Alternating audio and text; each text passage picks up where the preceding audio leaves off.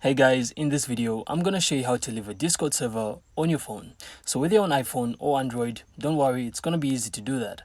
So first, simply open the Discord app and tap the server you want to leave. Then simply tap the server name at the top to open the menu. Next, you can then scroll down and tap Leave Server.